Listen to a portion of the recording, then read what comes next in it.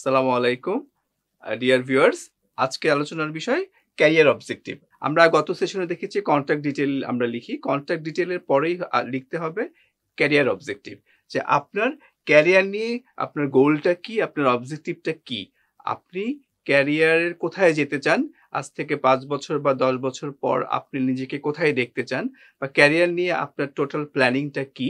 এটা কিন্তু একজন এমপ্লয়ার আপনার ক্যারিয়ার অবজেক্টিভ থেকে বুঝতে পারবে। সো ক্যারিয়ার অবজেক্টিভ আমি যেটা প্রথমেই বলেছিলাম আপনাকে, যেকোনো ইনফরমেশন লিখতে হলেই আপনাকে স্মার্ট পদ্ধতিতে লিখতে হবে। সো ক্যারিয়ার অবজেক্টিভটাও কিন্তু আপনাকে স্মার্ট পদ্ধতিতে লিখতে হবে। যে আপনি কোন সেক্টরে কাজ করতে আগ্রহী, হ্যাঁ?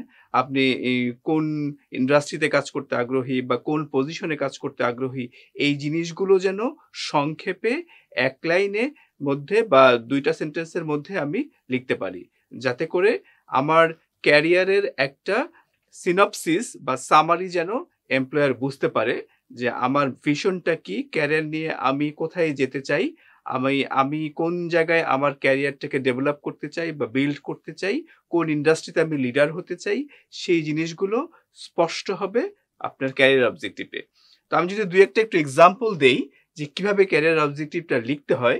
যেমন ধরেন কোনো ক্যান্ডিডেট যদি এডুকেশনাল সেক্টরে তার ক্যারিয়ারটা বিল্ড করতে চায়, সে এভাবে লিখতে পারে যে to work in the educational sector of different private or public universities of Bangladesh in its English department and grow rapidly with increasing responsibilities. অর্থাৎ আপনি দেখেন এখানে কিন্তু সবগুলো চলে আসছে স্মার্ট পদ্ধতির। যে কোথায় কাজ করতে চাই, এডুকেশনাল সেক্টরে কাজ করতে চাই, সে এডুকেশনাল সেক্টরের কোন জায়গায় কাজ করতে চাই, ডিফারেন্ট প্রাইভেট অথবা পাবলিক ইউনিভার্সিটিতে কাজ করতে চাই, পাবলিক এবং সেটা কোন ডিপার্টমেন্টে কাজ করতে চাই, ইংলিশ ডিপার্টমেন্টে কাজ করতে চাই। এবং লাস্ট লাইনটা হচ্ছে common and grow rapidly with increasing responsibilities. এই লাইনটা আপনি যে কোনো অবজেক্টিভের সাথেই দিতে পারেন। সো সে কিন্তু ক্লিয়ারলি বলে দিচ্ছে আমি এডুকেশন সেক্টরে কাজ করতে চাই, আমি প্রাইভেট অর পাবলিক ইউনিভার্সিটিতে কাজ করতে চাই, আমি ইংলিশ ডিপার্টমেন্টে কাজ করতে চাই এবং আমার যে গ্রোয়িং রেসপন্সিবিলিটি নিয়ে আমি কাজ করতে চাই। এই যে স্পষ্ট একটা ধারণা আমরা পাচ্ছি, এই যে আপনার স্পেসিফিক হলো, মেজারেবল হলো, অ্যাটেইনেবল হলো, রিয়েলিস্টিক হলো, টাইম বাউন্ড হলো। সো এই সবগুলো মিলাই কিন্তু আপনাকে ক্যারিয়ার অবজেক্টিভটা লিখতে হবে। কারণ এটা একজন এমপ্লয়ারের ব্যক্তিত্ব, তার প্ল্যানিং, তার ক্যারিয়ার নিয়ে তার যে গোল, এই জিনিসগুলো এমপ্লয়াররা তার ক্যারিয়ার অবজেক্টিভ থেকে পেতে পারে। আমি যদি আপনাদের সুবিধার জন্য আরেকটা এক্সাম্পল দেই, মনে করেন যে একজন ক্রিয়েটিভ লোক বা একজন ব্র্যান্ডের লোক কাজ করতে চায়, ব্র্যান্ডে কাজ করতে চায়, তার ক্যারিয়ার অবজেক্টিভটা কেমন হতে পারে? সে এভাবে লিখতে পারে যে to work in the creative department of different local or MNC advertising agencies of Bangladesh and grow rapidly with increasing responsibilities.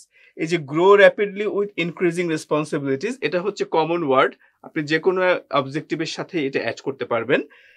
সে কি বলেছে, আমি ক্রিয়েটিভ ডিপার্টমেন্টে কাজ করতে চাই, লোকাল অথবা এমএনসি অ্যাডভার্টাইজিং ফার্মে, এবং সে grow rapidly with increasing responsibilities. So তার গোলটা কিন্তু সে ক্লিয়ার, সে কোন ইন্ডাস্ট্রিতে কোন ডিপার্টমেন্টে কাজ করতে চায়।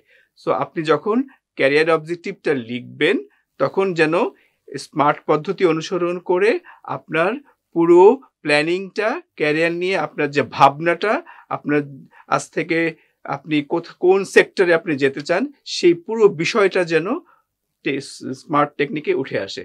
তবেই একজন এমপ্লয়ার স্যাটিসফাইড হবে, আপনি এমপ্লয়ারকে স্যাটিসফাই করতে পারবেন আপনার সিভির ক্যারিয়ার অবজেক্টিভের মাধ্যমে।